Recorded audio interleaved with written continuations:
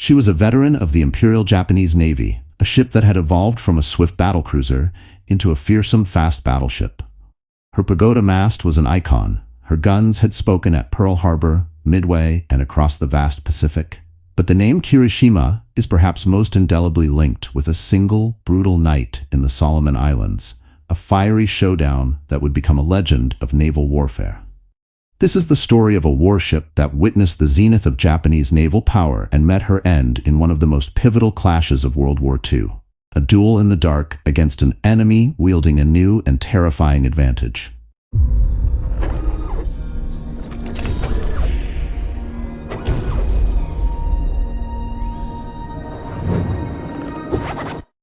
The tale of the Kirishima begins not in the furnaces of war, but in an era of ambitious naval expansion and intricate international alliances. She was one of 4 Kongo-class battlecruisers, ships that owed their conceptual heritage to British design prowess, specifically to Sir George Thurston.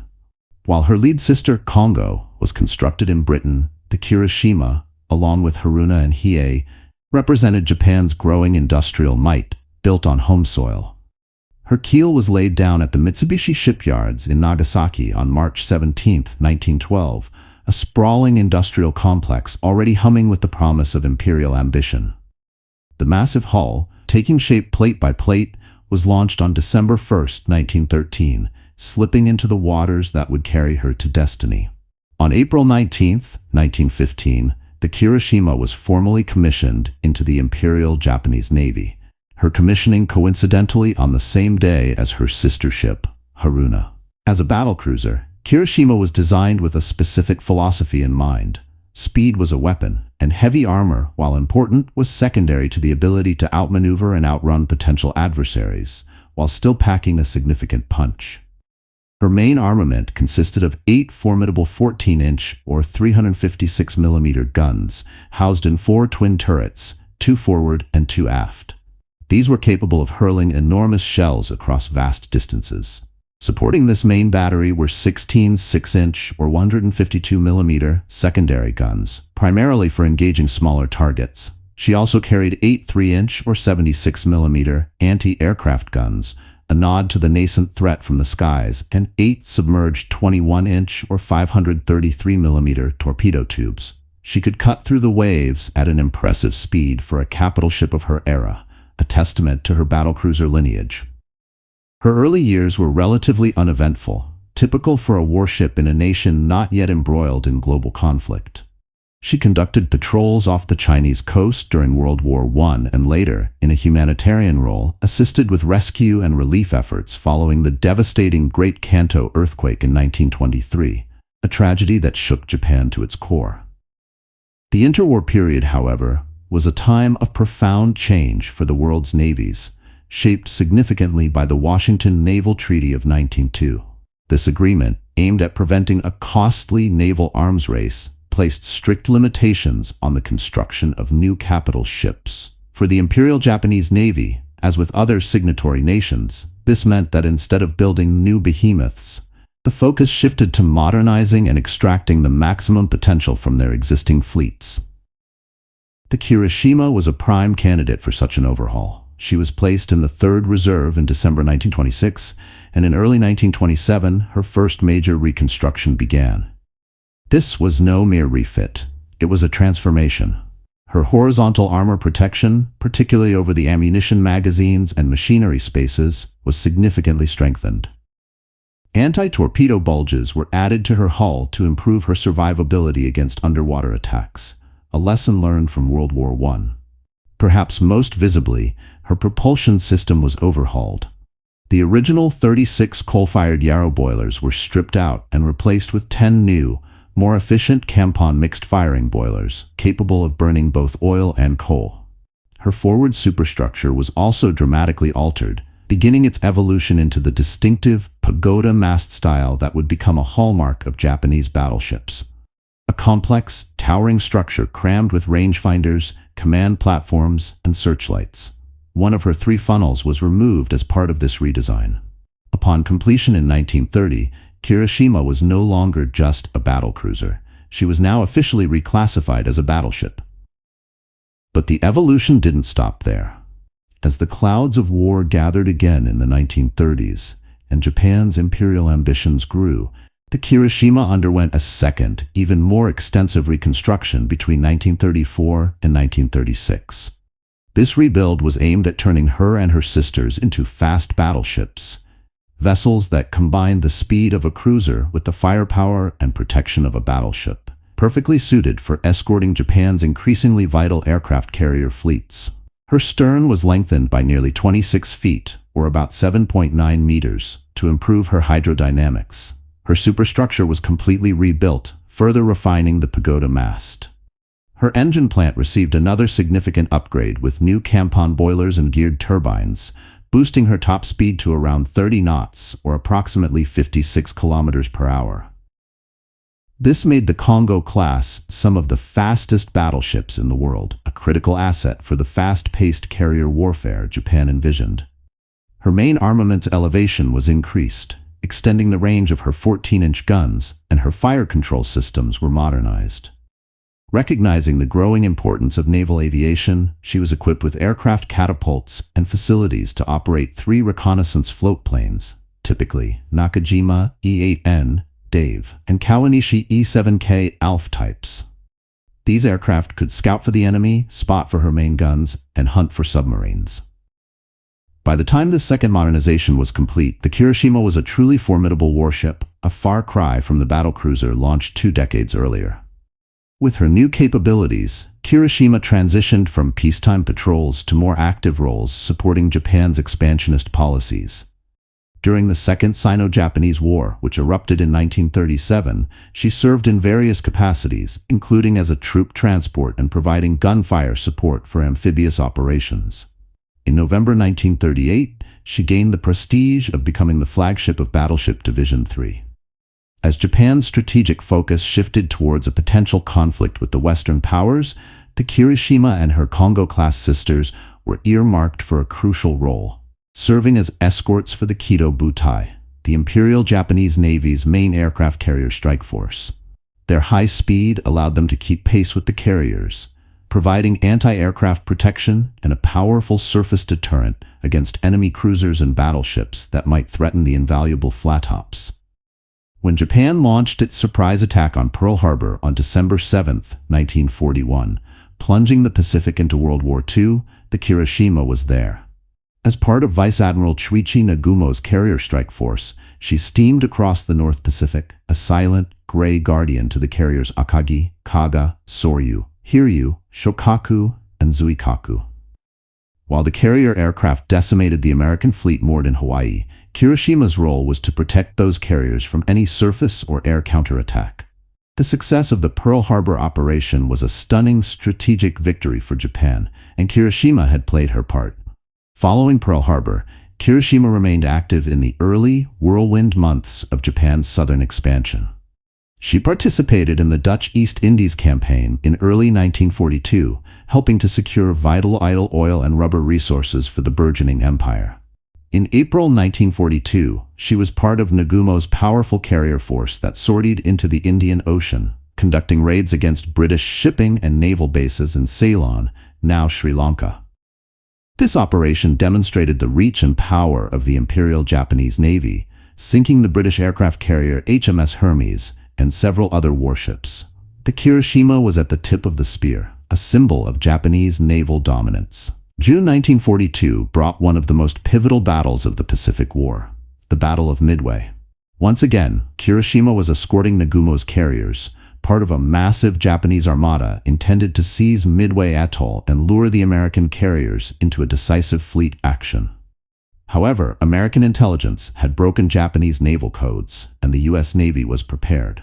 In a stunning reversal of fortunes, American dive bombers and torpedo planes located and attacked the Japanese carriers, sinking all 4 of Nagumo's fleet carriers, Akagi, Kaga, Soryu, and Hiryu, in a matter of hours. The Kirishima, positioned to defend these carriers, could only watch in horror as flames consumed the pride of the Kido Butai. Her anti-aircraft guns, along with those of other escorts, blazed away at the attacking American aircraft, but they couldn't prevent the catastrophe. In the aftermath, Kirishima played a somber role, assisting in the rescue of survivors from the stricken carriers. The Battle of Midway was a devastating blow to Japan, shifting the strategic initiative in the Pacific to the United States. For Kirishima and the Imperial Japanese Navy, the tide had begun to turn. The focus of the Pacific War then shifted south, to the steamy, jungle-clad Solomon Islands, and specifically to an island called Guadalcanal. The Americans had landed there in August 1942, seizing a strategically important airfield, later named Henderson Field. For both sides, Guadalcanal became a bloody battle of attrition, a meat grinder for ships, aircraft, and men. The Japanese were desperate to recapture the airfield and oust the American forces, leading to a series of brutal land, sea, and air engagements. The Kirishima was heavily involved in this campaign. She participated in the Battle of the Eastern Solomons in late August 1942, another fierce carrier engagement where she provided anti-aircraft screening. In October, she was present at the Battle of Santa Cruz, where the American carrier USS Hornet was sunk, though the Japanese also suffered heavy aircraft losses. The waters around Guadalcanal, soon to be known as Ironbottom Sound for the sheer number of ships sunk there, became a constant battleground. The Japanese Navy made repeated attempts to bombard Henderson Field from the sea, aiming to destroy its aircraft and crater its runways to neutralize American air power. This led to a series of vicious night naval battles. In mid-November 1942, the Japanese launched another major effort to reinforce their troops on Guadalcanal and, critically, to put Henderson Field out of action for good. This set the stage for what would become known as the Naval Battle of Guadalcanal, a complex and savage series of engagements fought over several days and nights. On the night of November 12th to 13th, an initial Japanese bombardment force, which included Kirishima's sister ship Hiei, clashed with an American cruiser and destroyer force in a chaotic, point-blank melee. The Hiei was crippled in this action and sunk the following day. Despite these losses, the Japanese pressed on. Vice Admiral Nobutake Kondo was tasked with leading a new, powerful surface force to finally silence Henderson Field. His force included the battleship Kirishima, serving as his flagship, the heavy cruisers Atago and Takao, and a screen of destroyers. Their mission: a decisive night bombardment. Opposing them was Rear Admiral Willis A. Ching Lee's Task Force 64, built around two modern American battleships, the USS Washington and the USS South Dakota, supported by 4 destroyers. This was a clash the likes naval strategists had dreamed of and dreaded. A battleship versus battleship engagement in the dead of night.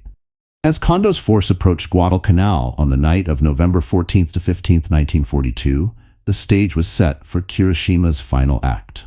The American destroyers made early contact and launched torpedo attacks, but were quickly overwhelmed by Japanese firepower, with 3 of them sunk or crippled.